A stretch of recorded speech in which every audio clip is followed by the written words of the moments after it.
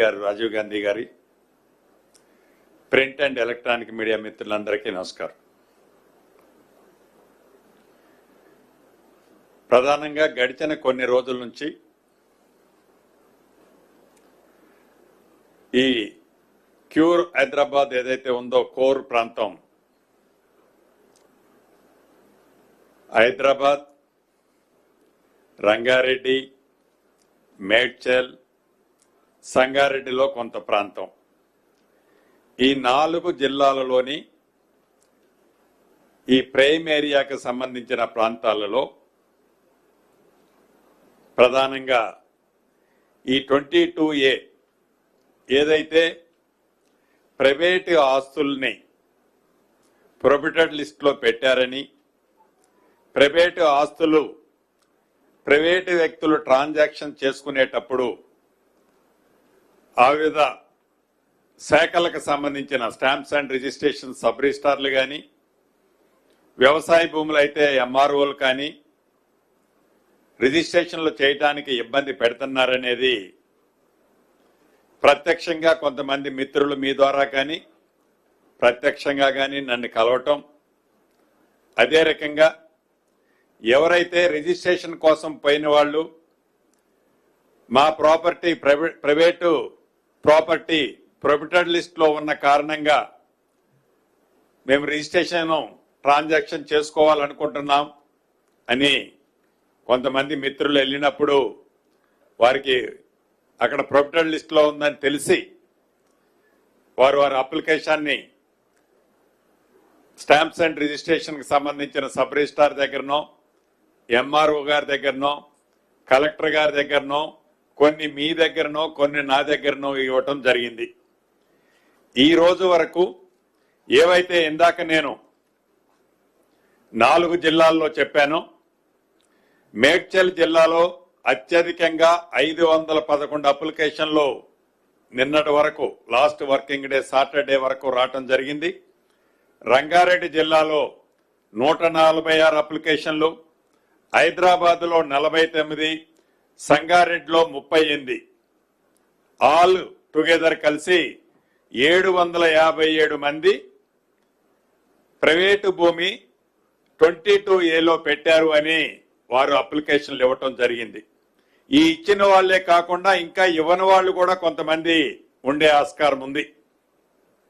ఎందుకంటున్నానంటే ఏదైతే గడిచిన 2 వారాలు ప్రతి వారము రెగ్యులర్గా మీ ద్వారా కొంతమంది ప్రత్యక్షంగా నాకు ఫోన్ చేసిన వాళ్ళు, గౌరవ లోకేష్ గారు కానీ, రాజీవ్ గాంధీ గారు కానీ, గౌరవ కలెక్టర్లు చెప్తున్న దాన్ని బట్టి నా దృష్టికి వచ్చిన దాన్ని దృష్టిలో ఉంచుకొని ఈ రోజు జరిపిన మీటింగే కాకుండా గతంలో 2 టైమ్స్ గౌరవ జిల్లా కలెక్టర్లు, రాష్ట్రంలో ఉండే ఈ శాఖలకు సంబంధించిన ఉన్నతాధికారులు, అదే రకంగా డిఆర్లు డిస్ట్రిక్ట్ రిజిస్ట్రార్లను కూడా సమావేశాలు ఏర్పాటు చేసి దీని మీద విధి విధానాలు కొన్ని ఆ రోజు గ్రౌండ్ రియాలిటీ ఏంది, రియల్గా అసలు 22Aలో ఎందుకు వచ్చాయి, ఎలా వచ్చాయి, దీనికి కారణం ఏంటి అని లాస్ట్ 2 మీటింగ్స్ లో వారికి కొంత హోంవర్క్ ఇచ్చి ఈ రోజు ఉదయం 9 గంటల నుంచి మధ్యాహ్నం 1:15 వరకు సుదీర్ఘంగా సబ్ రిజిస్ట్రార్ స్థాయి నుంచి ఐజీ స్థాయి వరకు, ఎంఆర్ఓ స్థాయి నుంచి మంత్రి స్థాయి వరకు సుదీర్ఘంగా ఈ 4 జిల్లాల్లో ప్రైమ్ ఏరియాలో ఉన్న ఉన్నతాధికారులు, సబ్ రిజిస్ట్రార్లు, ఎంఆర్ఓలు అందరితో కూర్చొని సుదీర్ఘంగా కేస్ బై కేస్ చాలా మైన్యూట్ గా ఐడెంటిఫై చేసిన వాటితో పాటు ఐడెంటిఫై చేయని వాటిని కూడా ఎక్కడెక్కడ ఏ రకమైన సమస్యలు ఉన్నాయి, ఈ సమస్యలు ఉత్పన్నం కావడానికి కారణం ఏంటి అనేది ఇన్ డీటెయిల్ గా చర్చించడం జరిగింది. దీంట్లో అత్యధికంగా 511 అప్లికేషన్లు ఏవైతే మేడ్చల్ వచ్చాయో, ఉదాహరణకు 1-2 మీకు ఎగ్జాంపుల్స్ ఇస్తున్నాను. ఫైనల్ గా ఏమి ఆదేశాలు ఇచ్చానో కూడా మీ ద్వారా ఈ క్యూర్ ప్రాంతంలో ఉన్న ప్రజలకే కాకుండా రాష్ట్రంలో మిగిలిన కొన్ని ప్రాంతాల్లో రేర్ కేసెస్ చాలా తక్కువ ఉన్నాయి, అత్యధికంగా ఇక్కడే ఉన్నాయి. వీరికి కూడా కొన్ని సందేశాన్ని ఇవ్వాల్సిన బాధ్యత ఆ శాఖ మంత్రిగా నా మీద ఉంది. దాన్ని దృష్టిలో పెట్టుకొని ప్రత్యక్షంగా ఏదో ప్రెస్ నోట్ రిలీజ్ చేయటం కాకుండా మీ ద్వారానే మీతో మాట్లాడి చర్చించి డెఫినెట్ గా ఇంకా అదనంగా ఏమైనా న్యాయబద్ధంగా వారి ఆస్తికి ఈ ప్రభుత్వం ఎక్కడ ఆటంకం కలిగించాలన్నది లేదు. అది ట్యాగ్ లైన్. ఏ ప్రైవేటు ఆస్తులకి ఈ ప్రభుత్వం ఒక్క గజమ ఆస్తికి కూడా ఆటంకం కలిగించొద్దన్నదే ఈ ప్రభుత్వం యొక్క ఆలోచన. ఇదే మాట 2 రోజుల క్రితం గౌరవ ముఖ్యమంత్రి గారు కూడా కుక్కటపల్లి హౌసింగ్ బోర్డుకు సంబంధించి ఇందిరమ్మ టవర్స్ శంకుస్థాపనలో కూడా గౌరవ ముఖ్యమంత్రి గారు కూడా చెప్పడం జరిగింది. మళ్ళీ అదే నేను రిపీట్ చేస్తున్నాను మీ ద్వారా.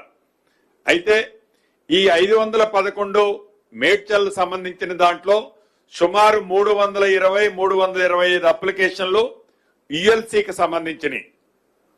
ఈ యుఎల్సీ గతంలో అది 2001, 2002 నుంచి లగాయితూ ఇప్పటి వరకు ఏవైతే యుఎల్సీలు క్లియర్ చేసినాయి న్యాయబద్ధమైనవి ఉన్నాయి. దీంట్లో ఈ 320 అప్లికేషన్లు ఏవైతే యుఎల్సీకి సంబంధించినవి వచ్చినాయో మెజారిటీ అప్లికేషన్లో రీజనబుల్ జెన్యూనే.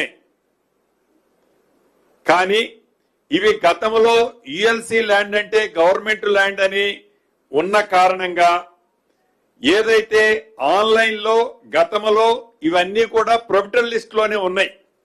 కానీ ప్రతి దానికి ఒక ప్రొసీడింగ్, ఒక జీవోలు ఉన్నాయి. ఈ ప్రొసీడింగ్స్, జీవోస్ ఉన్న కారణంగా ఆనాడు సబ్ రిజిస్ట్రార్లు వాళ్ళన్నిటినీ కూడా ప్రైవేట్ ఆస్తులనే ట్రీట్ చేసి ట్రాన్సాక్షన్స్ జరిపారు.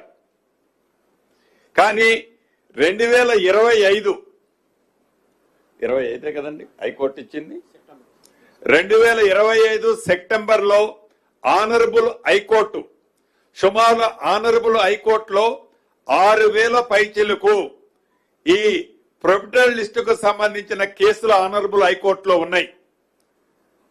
అనేక పర్యాయాలు ఆనాడున్న చీఫ్ సెక్రటరీ గారిని, అదే రకంగా రెవెన్యూ సెక్రటరీ గారిని అనేక పర్యాయాలు ప్రత్యక్షంగా ఈరు కూడా అటెండ్ అయ్యారు ఆనరబుల్ హైకోర్టులో.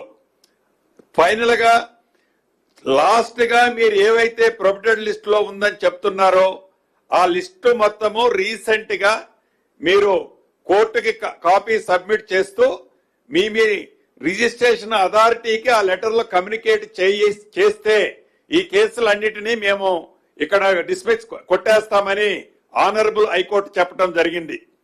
దాన్ని దృష్టిలో పెట్టుకొని 2025 ఎండ్ లో ఆల్ కలెక్టర్స్ ఇవి ప్రొబిటెడ్ లిస్ట్ లో ఉన్నాయని పాత కాపీని కంటిన్యూ చేసి ఇవ్వటం జరిగింది. అక్కడ డెఫినెట్ గా మా అధికారులది పొరపాటు ఉంది. ఆ పొరపాటు ఏందయ్యా అంటే ప్రీవియస్ కి ఇచ్చిన ఆర్డర్స్, జీవోలు గాని మెమోలు గాని వివిధ సెక్టర్లో ఏవైతే ఇచ్చారో వాటిని డిలీట్ చేయాల్సి ఉండే. డిలీట్ చేయకుండా ప్రీవియస్ గా